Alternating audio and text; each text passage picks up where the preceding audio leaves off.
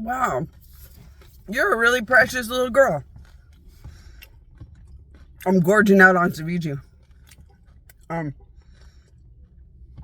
had a ceviche tostada from those Mexican fast foods, and it was so good, so good, so good. I was like, I have to go get 1 billion tons of ceviche and eat it till I can eat no more, or it's not gonna be out of my system. I'm gonna keep looking for those damn tostadas.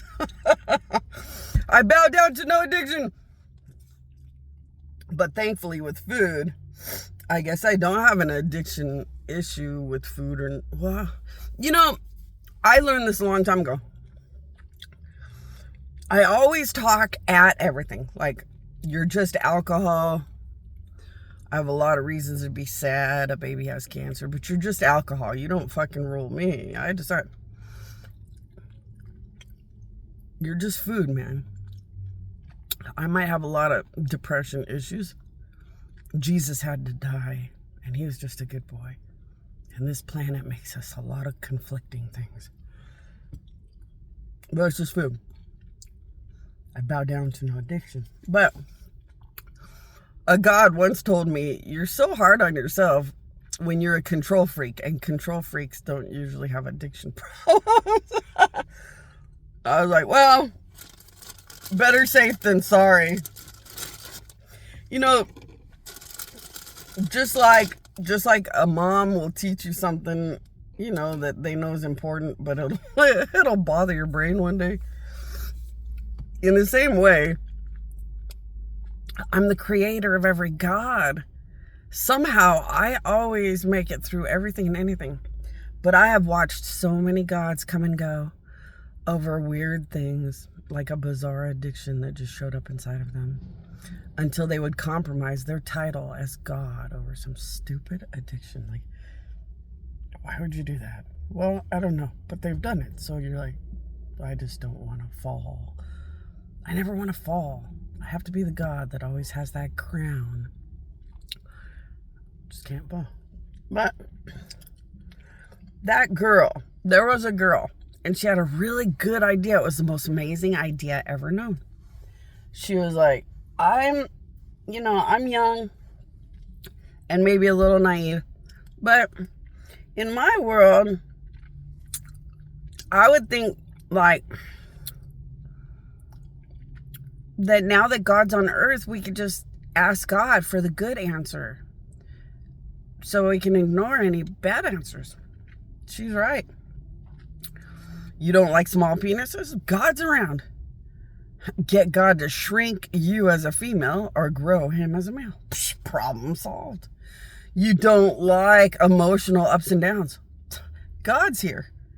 Just make sure God's no, so your life becomes a weird blending that makes a good balance, and suddenly the emotions are not big ups and downs or big emotional things.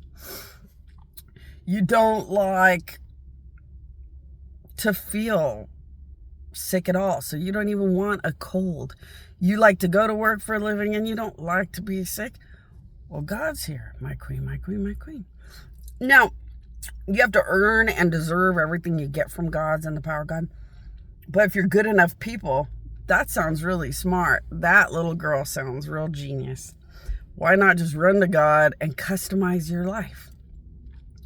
And then when you see that God customizes your life, just like everything, you could be a light out in the dark end of the world reality saying, well, I know you can hate her, stupid, low-life loser, blah, blah, blah, whatever she seems to be. I don't know if a country is doing this to her, but it seems unrealistic. I think she could probably get quite a bit of money off of a lot of these videos.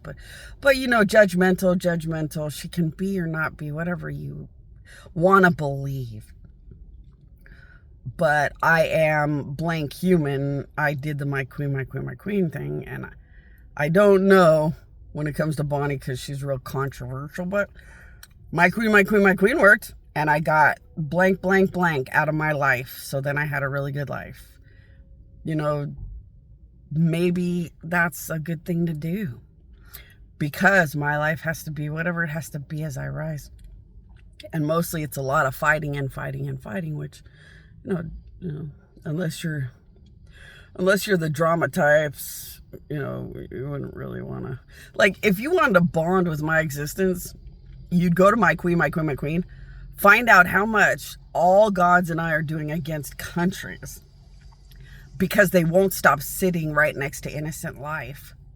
And we have to be so creatively pain in the ass shit because good people are right next to them and they made sure they will not die right away so they could hurt good people. And it's horrible.